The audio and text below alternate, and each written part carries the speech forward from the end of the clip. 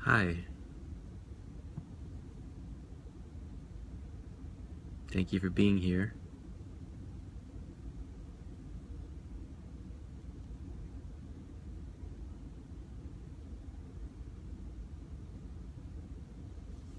It's Monday, just a little bit after 12 p.m. Eastern Time.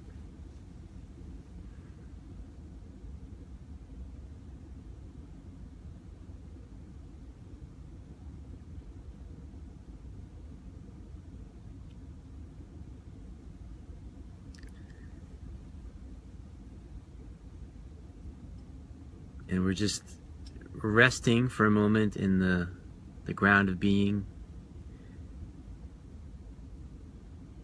Resting and relaxing into this moment together. And as we rest and we relax into this moment together, the intelligence of the moment comes through us.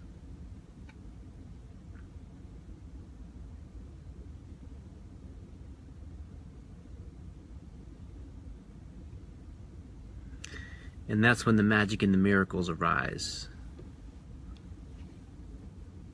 As we relax into this field of presence together.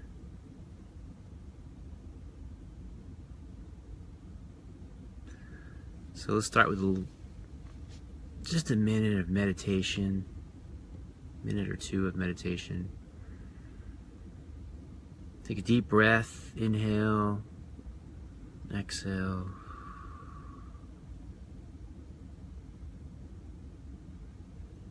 Inhale, exhale.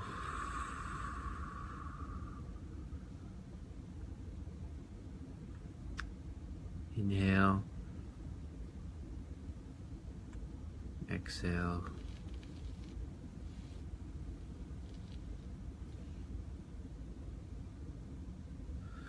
Allowing everything to be exactly as it is. Allowing everything to be exactly as it is. An unconditional relationship with this moment. Unconditional relationship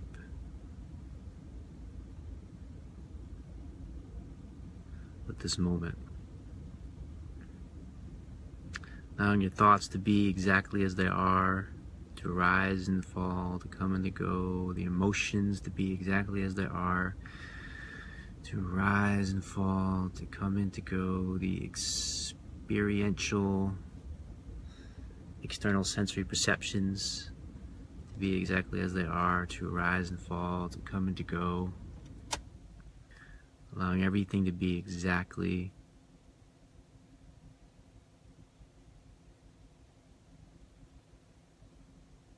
as it is.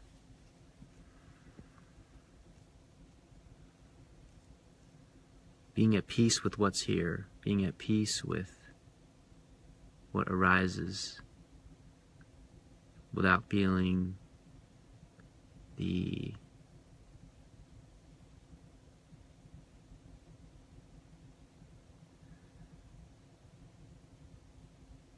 sense of resistance,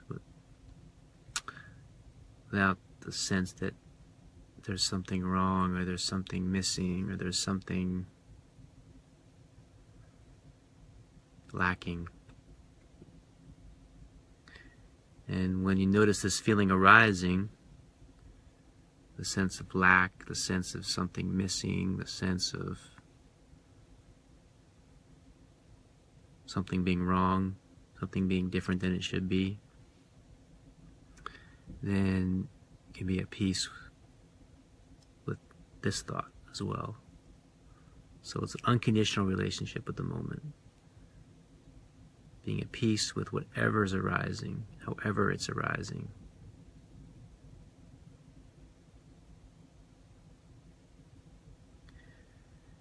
And the way to do that is to recognize and realize yourself, the essence of yourself, as that which transcends that which is arising and falling. that which transcends that which is coming and going.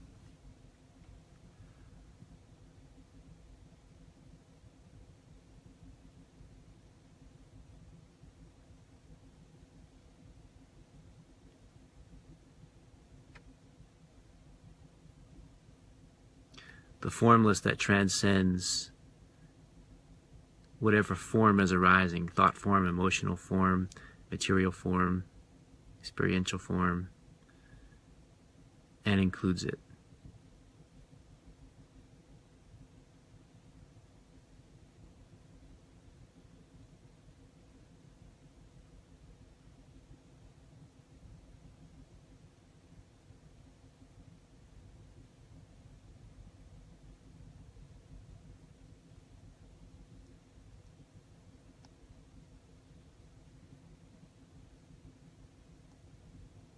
So the way to be at peace with what is to be anchored in the essence that transcends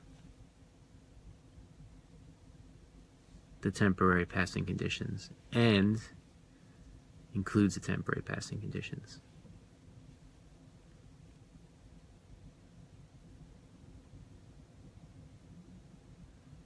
Good metaphor is the ocean. So the ocean, there's the waves at the top. Sometimes it's just a subtle undulation. Sometimes it's intense storm. Sometimes it's a tsunami, right? But when you go to the depths, the deepest depths of the ocean's floor, it's always still and quiet. So we can get caught in the surface and lose awareness of the depths of who and what we are. So what's happening here is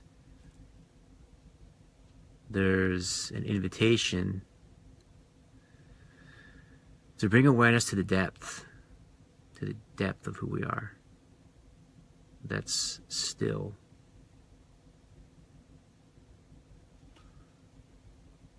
That has this sense of peace. And the waves can be, sort of gradual, subtle, or they can be wild. They can be tumultuous. But when we have awareness of who we are and the depths of who we are,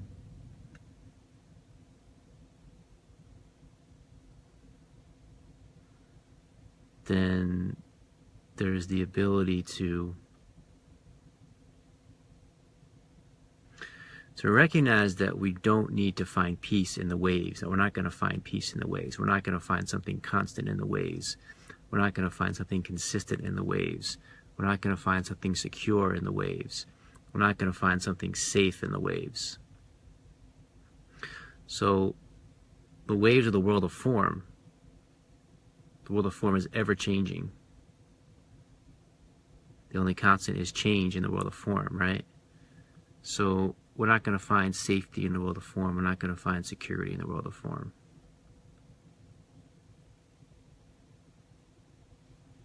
We're not going to find anything consistent in the world of form.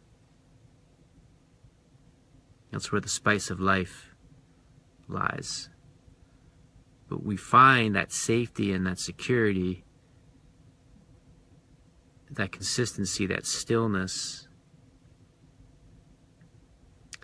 in that which transcends the world of form.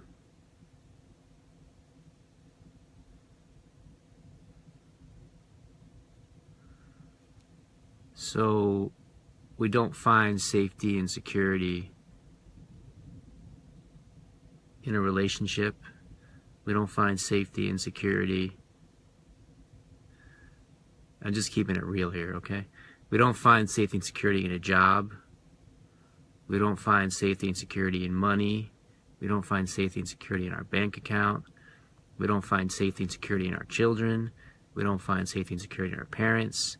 We don't find safety and security in our family. We don't find safety and security in our house. We don't find safety and security in our material possessions. We don't find safety and security in our friends. We don't find safety and security in the earth, in nature. We don't find safety and security in anything that has a form. The only place to find the deepest sense of safety and security is to recognize and realize ourselves as that which transcends form, which is unchanging. That which is unchanging.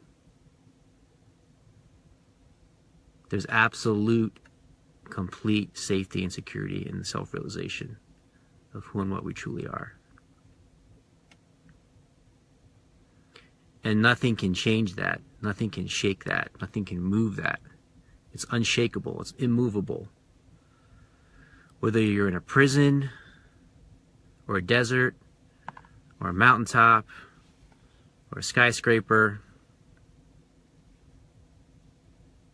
or a jungle, or a forest, or the suburbs, or a farm, this essence of who we are is unchanging. There's the deepest sense of inner peace in this realization. There's also the deepest sense of freedom, empowerment, and love.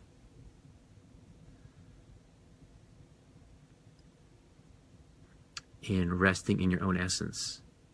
Resting in the essence of who and what we truly are.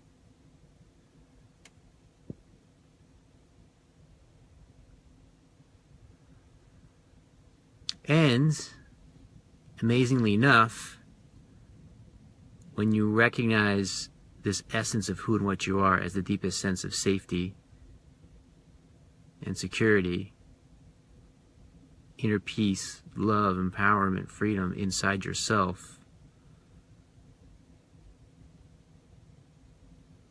when I say inside yourself, I don't mean like inside your body or inside your brain or something.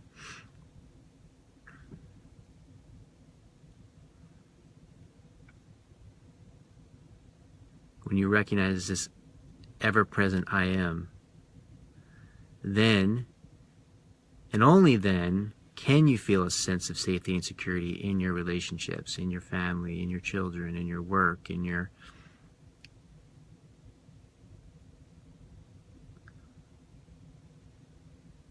home, your community, etc. Because you're anchored in the truth of who you really are, in the unchanging essence of who and what you truly are, you are able to live in this world from this place, express in this world from this place, communicate in this world from this place, relate in the world from this place.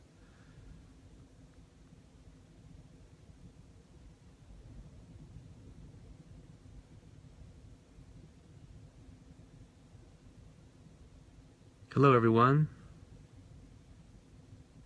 Hi, William. Thanks for being here. Leslie. So that's what's really exciting, is to open to this space of relating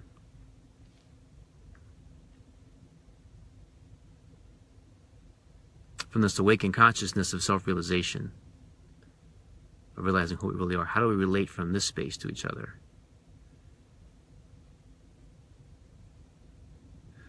Instead of two egos bumping up against each other, I have my image of you, you have your image of me, I'm projecting my image onto you, that you're going to make me happy, you're projecting your image onto me, that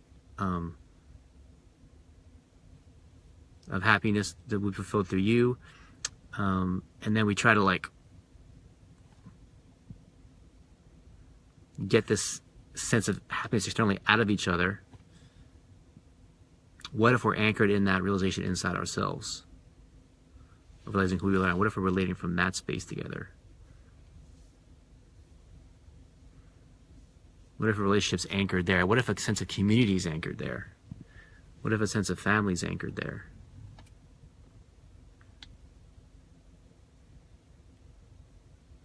What happens? Let's find out. Let's find out. Let's find out. Starting with ourselves, you know, it's so easy. It's so easy to think that if I meet the right person, or if I find the right community, or if I find really enlightened people, or really awakened people, or if I find the right teacher, or if I find the right coach, or if I find the right book, then everything will be taken care of for me. But if you actually find someone or something or somewhere or some people that are these really awakened, conscious beings, all they're going to do is reflect back to you to take 100% responsibility for what you're feeling, for what you're thinking, for what you're experiencing.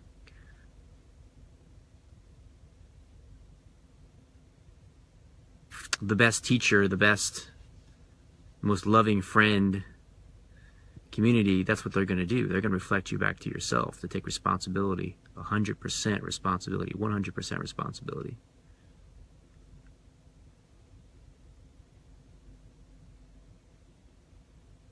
That's the most loving thing that someone could do for another.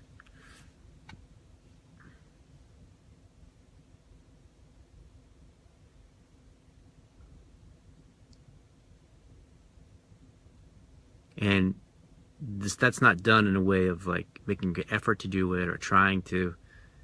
It's more just the natural vibrational frequency, you know, that's emanating.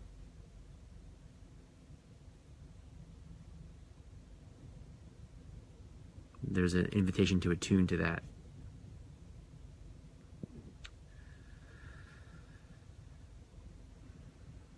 And breathing's so important. I don't think I talk about breathing enough. On a physical level, the most essential practical thing you can do is breathe deep. Be in the flow of the energy is to breathe.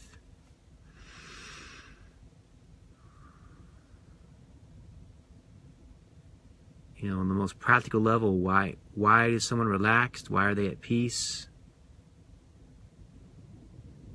We can get into all sorts of metaphysics and high-end philosophical discourse. But on the most practical, basic level, breathe. Breathe. You breathe, the channels start to open up inside you and you start to have access to the essence of who you really are. This goes back to the yogic teachings. So many different cultures and practices throughout history have recognized the essential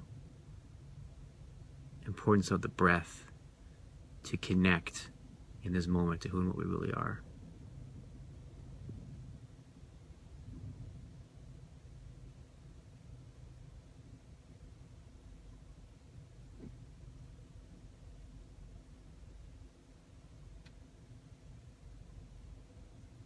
So if you're feeling lost, if you're feeling disconnected, if you're feeling confused,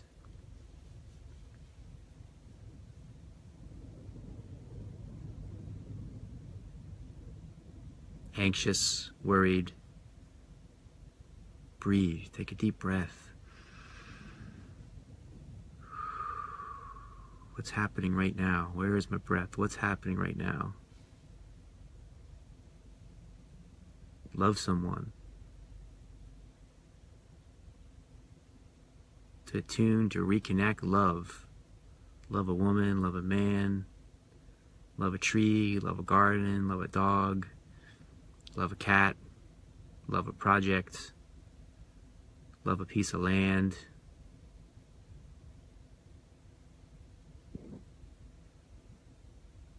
Most importantly,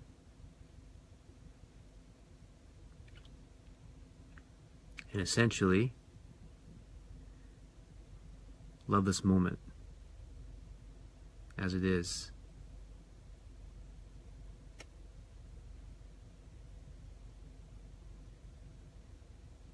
And be available to be of service. Be available to be of service.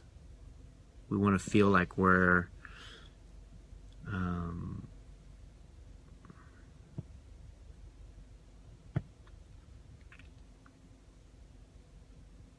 valuable, making a difference, making a contribution. What if I were making a contribution? And we're available to be of service like we're a cell. We're a cell in the universal consciousness. We're one cell in the human body. We're one cell in the human body. So we're available to make the whole body healthy. You know, everyone that we see is a reflection of this one body, which we're a part of.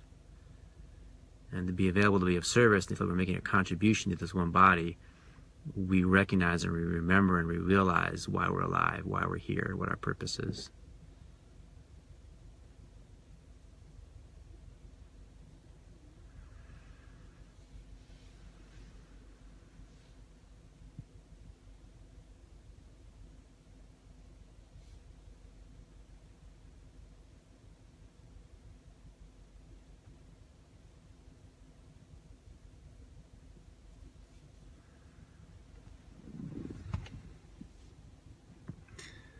So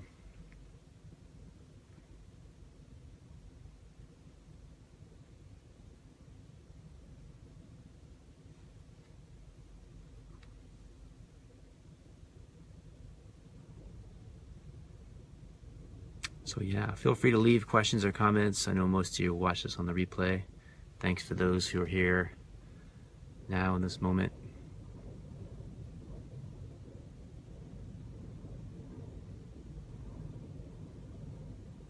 Check out the links at the bottom to plug in more deeply. Wishing you a most beautiful rest of your day. Episode 115 in the books.